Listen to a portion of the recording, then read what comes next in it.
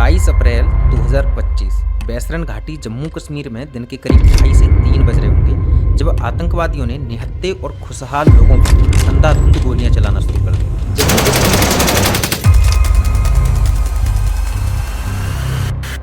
जम्मू कश्मीर में श्रीनगर से दक्षिण में करीब 90 किलोमीटर दूर एक छोटा सा नगर पहलगाम पड़ता है। पहलगाम घने जंगलों से घिरा हुआ है। यहाँ पर शंकुधारी देवदार के पेड़ पौधे और सैकड़ों फूलों की प्रजातियां पाई जाती हैं। पहलगाम के बीच से एक नदी बहती है जिसे लिद्दर नदी कहते हैं। इस नगर से नॉर्थ ईस्ट में 7 से 8 किलोमीटर दूर बेताब घाटी है। हालांकि 1982-83 से पहले इस घाटी को हेगन घाटी या लिद्दर घाटी के हिस्से के रूप में जाना जाता था, लेकिन 1982-83 में एक मूवी बनी थी बेताब, जिस मूवी के कई सीन इस घाटी में फिल्माए गए थे। तब से इस घाटी का लोकप्रिय नाम बेताब घाटी पड़ गया था और वर्तमान में इस घाटी का आधिकारिक नाम भी बेताब घाटी है। पहलगाम से ही करीब 12 से 14 किलोमीटर दूर अरू घाटी है और इसके नॉर्थ वेस्ट में सबसे पास सिर्फ 5 से 6 किलोमीटर दूर बैसारन घाटी है। बैसारन घाटी को गूगल मैप से देखा जाए तो ये प्राकृतिक गोल्फ कोर्स की तरह दिखता है। पहलगाम से बैसारन घाटी तक पहुंचने के लिए आपको खच्चरों की सहायता से जाना होगा या फिर खुद पैदल चलकर जाना होगा। यहाँ पहुँचने के लिए किसी भी वाहन की सुविधा उपलब्ध नहीं है क्योंकि रास्ता बहुत ज्यादा ऊबड़ खाबड़ है। यही कारण है कि पहलगाम से इस घाटी की दूरी महज 5 से 6 किलोमीटर दूर है, लेकिन इसके सफर को तय करने में करीब 2 से ढाई घंटे का समय लग जाता है। बैसारन घाटी एक स्वर्गीय स्थल है जहाँ की शांति और सुंदरता मन को सुकून देती है। यहाँ के हरे भरे मैदान, बर्फ से ढकी पहाड़ियाँ किसी भी व्यक्ति को अपनी ओर आकर्षित कर सकती हैं।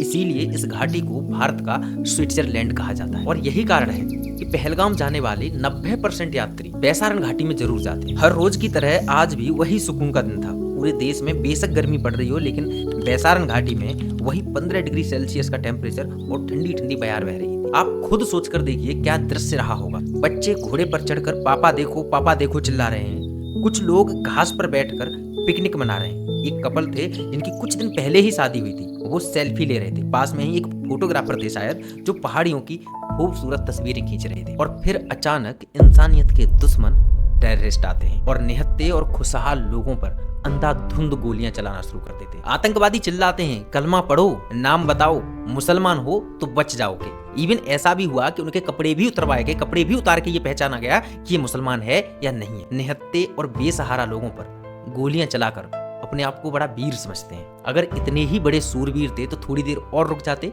और भारतीय सेना के जवानों से भी दो हाथ कर लेते थोड़ी देर। इस हमले में 28 लोगों की जान जा चुकी है और 15 से 20 लोग घायल अवस्था में। सरकार ने कुछ कदम उठाए, जैसे कि हाल ही में सिंधु जल समझौता जो पाकिस्तान के साथ में है, भारत ने उसको स्थगित कर दिया है। और भी कुछ मोटे मोटे तौर पर फैसले लिए गए, लेकिन असल में ये फैसले काफी नहीं है। सरकार को चाहिए कि कश्मीर में अगर टूरिज्म को बढ़ावा दे रहे हैं और टूरिस्ट अगर वहां जा रहे हैं तो उनकी सुरक्षा के लिए भी सरकार को पुख्ता इंतजाम करने होंगे। लोकल के लोगों यानी कि कश्मीरियों में भी काफी रोष है, उनको भी काफी दुख पहुंचा है। लेकिन इसके साथ ही एक बात और समझनी होगी कि इस तरह के हमले बार बार होना ये बिना लोकल सपोर्ट के संभव ही नहीं है। साथ ही कश्मीर के जो बुद्धिजीवी लोग हैं उनको समझना होगा कि कश्मीर को इससे क्या हासिल होगा। कश्मीर की वादियां केवल हसीन नहीं है, ये हजारों लोगों के पेट का निवाला भी है।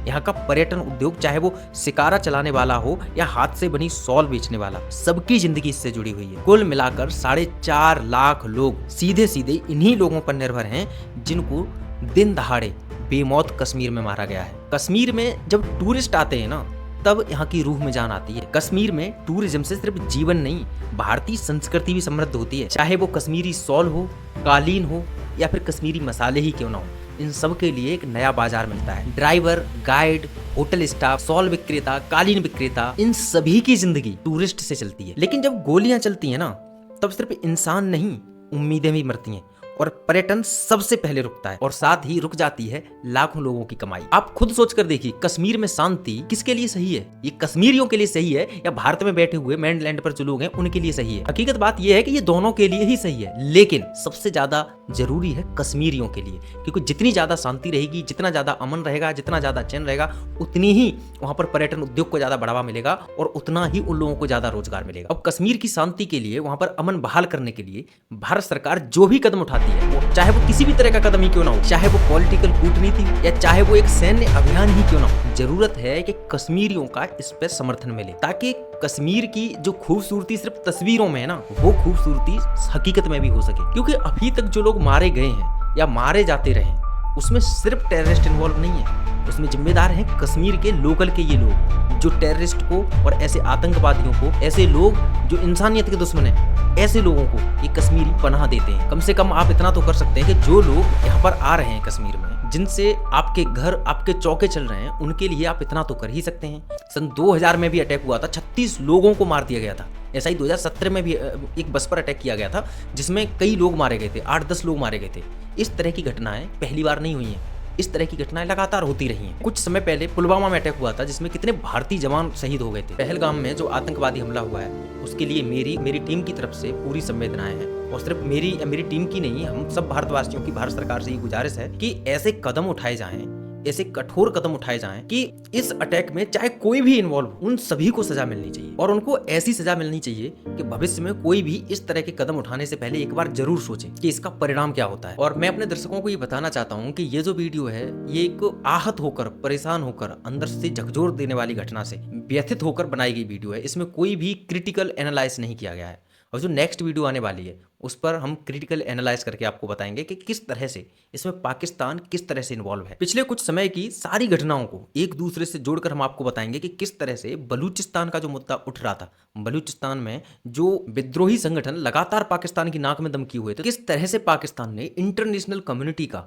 बलूचिस्तान से ध्यान हटाकर कश्मीर पर लाने का प्रयास किया है। इन सभी बातों का एनालाइज हम नेक्स्ट वीडियो में करेंगे, जो इस वीडियो के ठीक 2 से 3 दिन बाद आ जाएगी।